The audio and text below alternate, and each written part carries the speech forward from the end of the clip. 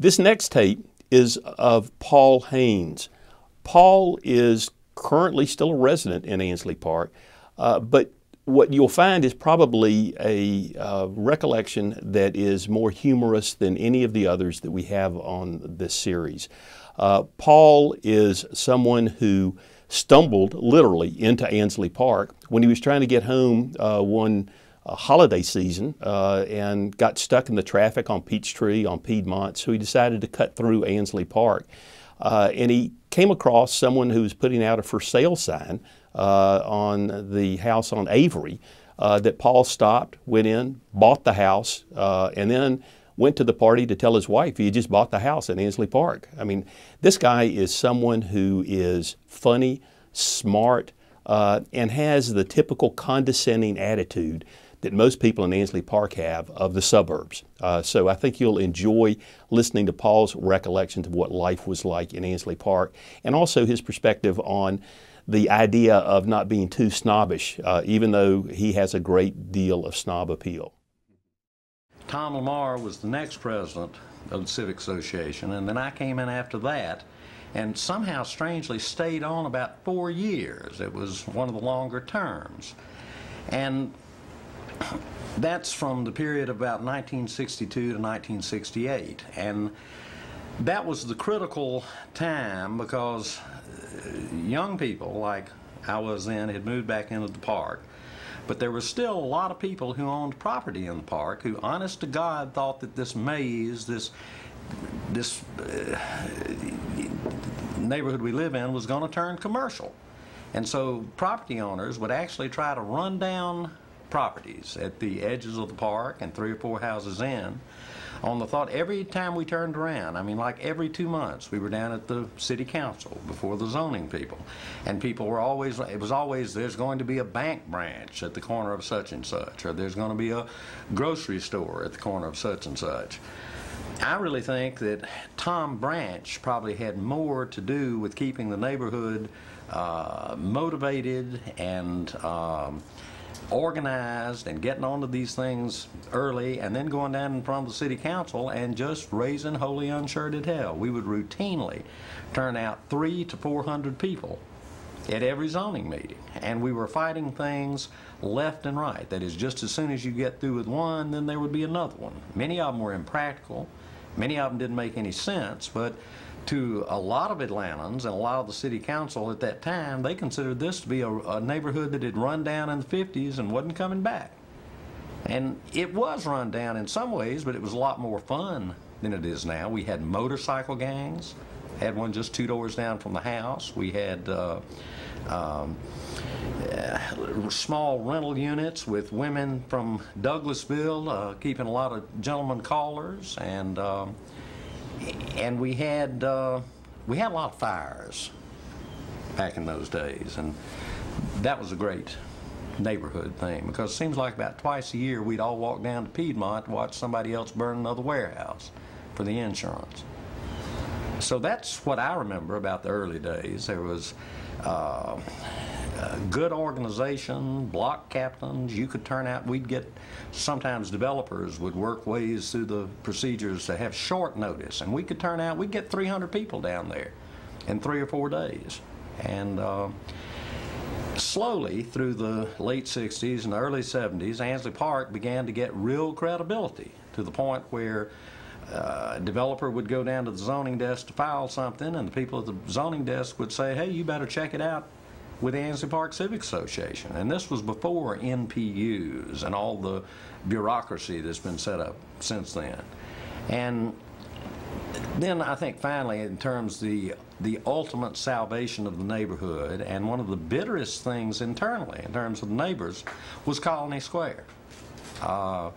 Jim Cushman put together those properties. He wanted to build Colony Square. The first building, I think, started in 68 or 69, and there were a substantial number of the neighbors who did not want it, thought it would ruin the neighborhood, ultimately change the neighborhood. We worked with the Colony Square people, with Cushman and his lawyers, and we worked with them for over a year on those plans. And in essence, the project sort of got turned around. It got oriented back towards Peachtree, and this concept that we've since been able to implement fairly well was that really tall stuff would be on Peachtree, and then we'd sort of scale it down as it came into the park. And they made a lot of concessions. We made a lot of concessions. Colony Square got built.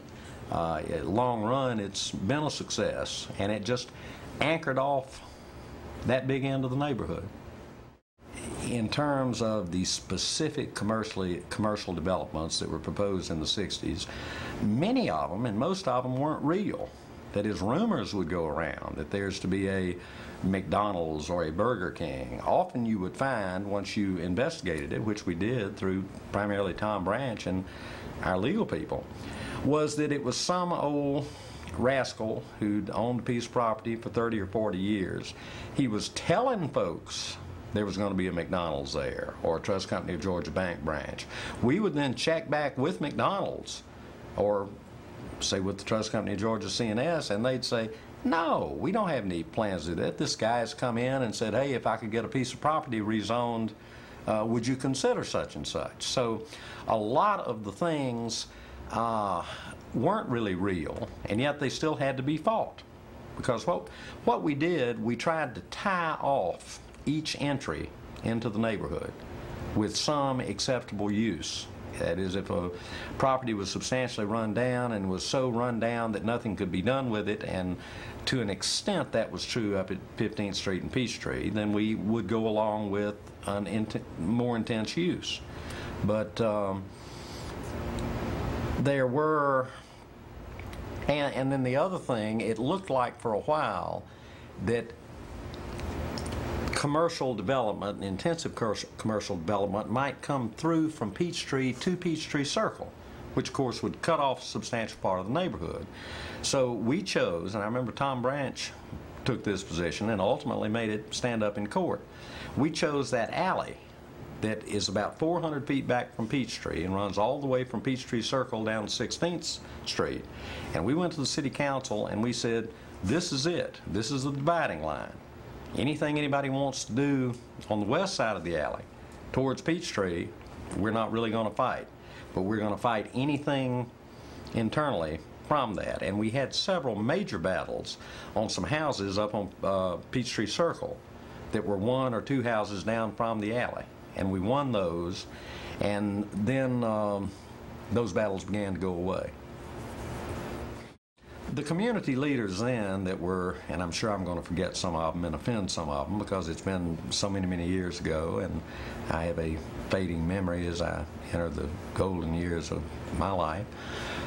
But the people that were really instrumental in the fights were, of course, Devereaux McClatchy, because he had connections. He was known. He had old friends on the city council.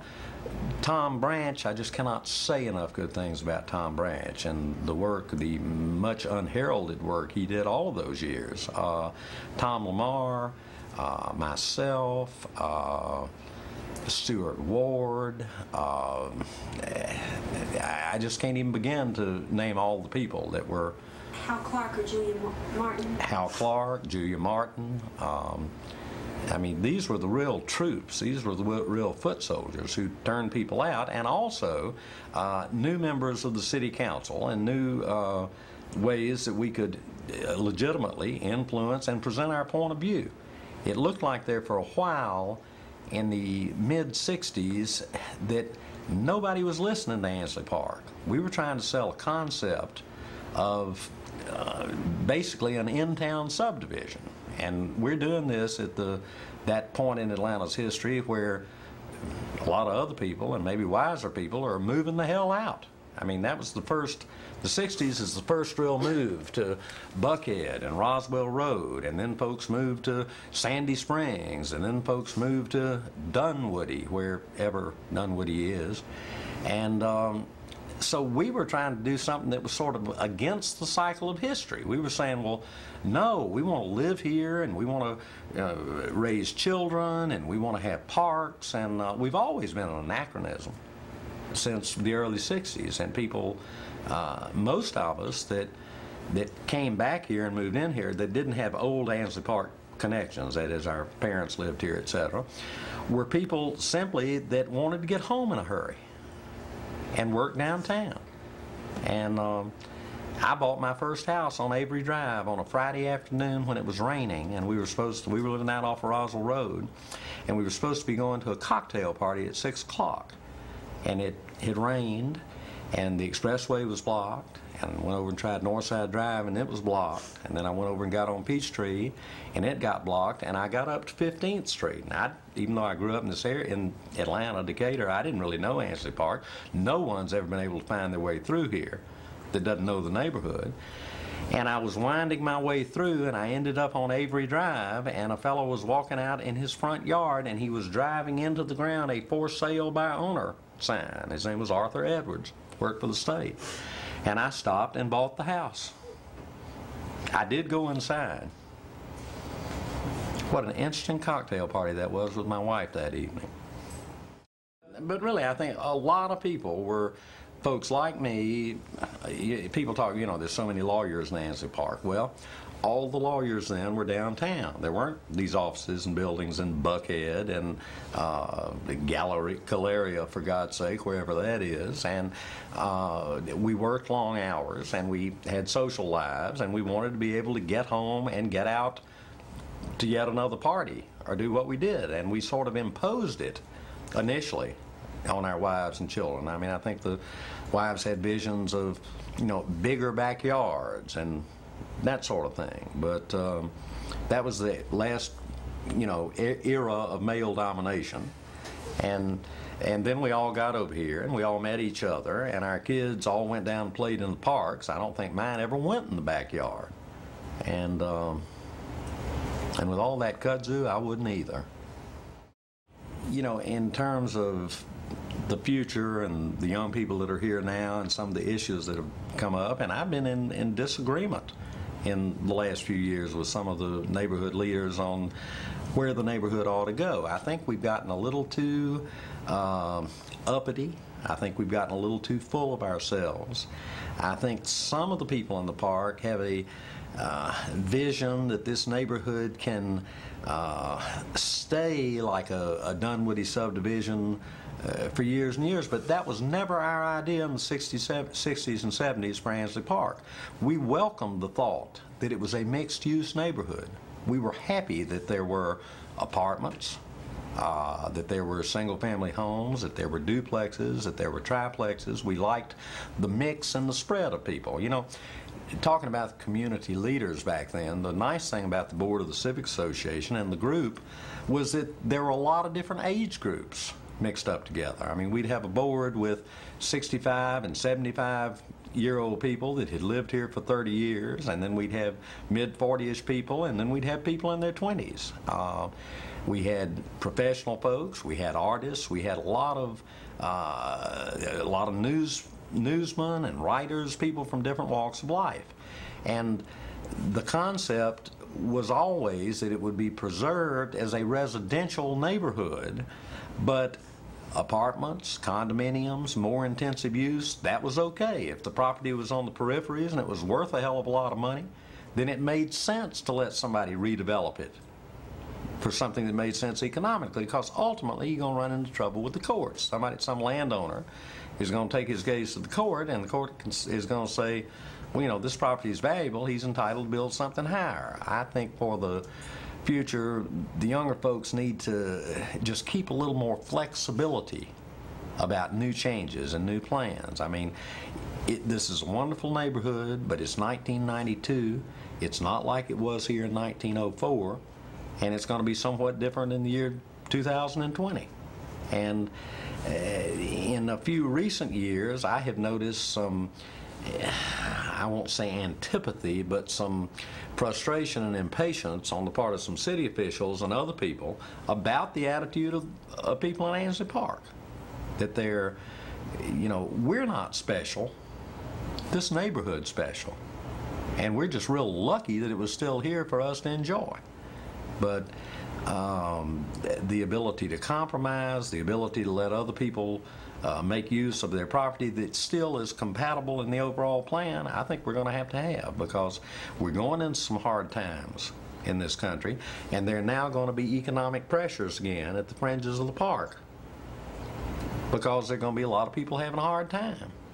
And so we've got to be ready for that and ready to respond to it in an affirmative way, and not in the, well, we don't want that. We live in Ansley Park, and that they shouldn't do such and such. And oh, there were 3 cars that passed my house this morning, or whatever. We've got to be flexible. We're living in the inner city. If we don't want this and don't want these problems and to cope with them, then we all ought to move to Douglasville. Now, one of the big fights and the major controversies and things that got folks upset was the public housing project, which is over on Westminster where it runs into Piedmont.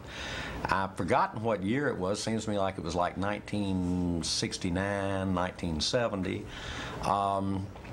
There had been that little red brick apartment project over there for many years, and in America that year and in that era, the politically correct idea for public housing was that we should get away from these huge complexes of 300 and 400 units and look for smaller complexes of, say, 20 to 35 units and move public housing out into the communities to get it out of the density in the slum areas where it was. So whoever owned that project made an arrangement with the Atlanta Housing